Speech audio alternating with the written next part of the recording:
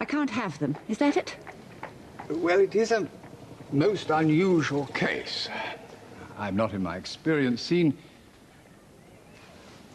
the uterus, you see, has not developed in its usual fashion. It is that almost of a young girl, 12 or 13 at the most. So you cannot help me? Us?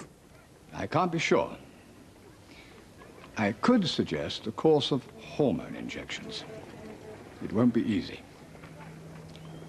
The Pollocks moved to a new, larger home, Old Thatch, at Bourne End in Buckinghamshire.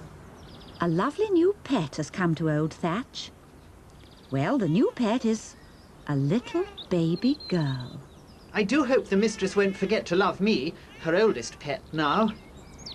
As many of you really know, I'm not really Miss Blyton because I'm married. And I'm so pleased a baby has come to live with me because you all know how much I love boys and girls. And it's lovely to have one that really belongs to me. Her name is Gillian Mary. I was born here and I lived here for 7 years. The people I was closest to were my mother and my father and my nurse. I was lucky because my mother had time, and my golden memories are all of her. We'd go walking with the dogs down to the river. For me, this is my enchanted place. I visited it in memory and in dreams through my life. And the little girl who lived here and laughed here and learned here and loved and was loved is still part of me now. Although Enid had at first relished her state of motherhood, its repetitive nature, after a time, began to pall, and she yearned to get back to her writing.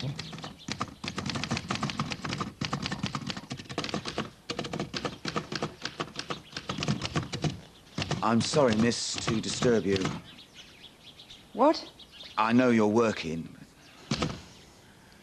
Yes, I am working, or rather I was working until you interrupted me and spoiled my concentration. How many times must I tell people around here that I must not be interrupted when I'm working? Writing is not like mulching, Hughes. It's like pulling a delicate thread from a reel, and now it's spoilt, it's broken, I have to start all over again. I'm sorry, it's only... Well, come on, out with it. It's only what, for heaven's sake? There's two things. I've tried several times, but you were always... It's Bob's, miss. He's not himself, he's ailing. Bob's is as fit as a fiddle, is that all? He's getting on. He's in pain. It's cruel. Bob's is a mere puppy. He's as fit and as mischievous and adventurous as ever he was. Don't you dare lecture me about my animals. No, miss, sorry. Well, second thing, come on, you said there were two things. The rats. They're coming up the stream and forming colonies in the garden. We'll be overrun unless we deal with them.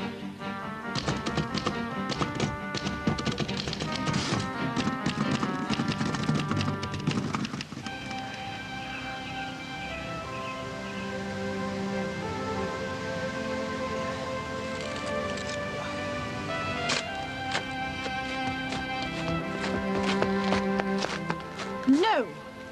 No. Bob's had become a national figure and couldn't die. As with so many of the more unpleasant events in her life, she pushed the reality to the back of her mind, and in her columns and other writings, kept Bob's alive for many years to come.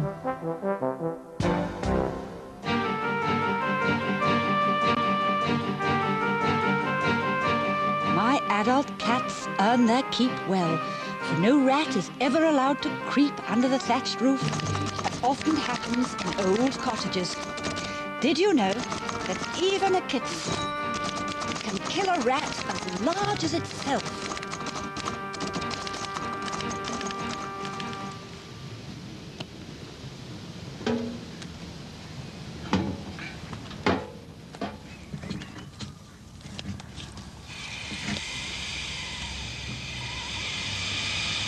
Dick. No need to mention this to the mistress.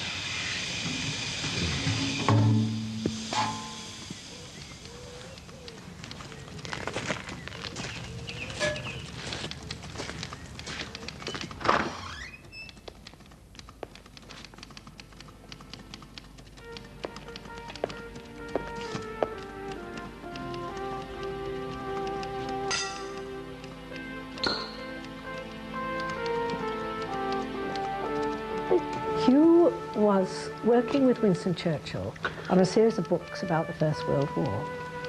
And this rekindled memories for him about the horrors of the trenches. And it also rekindled an old drinking problem. When I was 3 years old, my mother had a miscarriage, and tragically it was the little boy my father so wanted. They were going to have called him Alexander. And then 2 years later, my sister was born. And I think both of them were disappointed. Yes? Dorothy Richards, ma'am, the midwife. I came as soon as I could. You're a little late. The baby came yesterday. I've had 6 nurses from the agency, all of them useless. I really can't abide inefficiency, Miss Richards. How is the little fellow? He's a girl. Imogen Mary. Another girl. Good. And how are you? I understand you've had a bad time. It's been endless. And now they say I must breastfeed, and I must do this, and I must do that. I can't tell you how inconvenient all of this is. You don't have to. And you're not to worry about anything from now on, do you hear? I'll take care of everything. That's what I'm here for. First of all, I want to make sure that you're all right. Then I'll see to baby. I'm sure Imogen and I will be the best of pals. And I hope that we will be, too. There. That's better already, isn't it? The understanding that Dorothy showed to my mother was rewarded by an all too rare show of friendship on my mother's part. From my childhood to her death, I never knew her to have another woman friend. My mother was creative and impulsive. Dorothy was practical and calm. My mother was beset by fears and doubts beneath her successful and managing exterior, whereas Dorothy, a Catholic convert, was secure in her faith. You know, Dorothy, I've never really discussed the deeper side of life with anyone.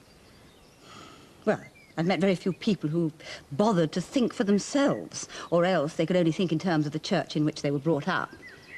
Deep down, I have an arrogant spirit, which is a bit scornful of people I think are stupid or led by the nose. These days, I'm usually the person who puts forth an opinion in whatever company we're with, and I'm listened to, which is very bad for me. In my mind, I want to dominate, although I don't appear to do so. But do I? Oh, I don't know what I'm looking for. Something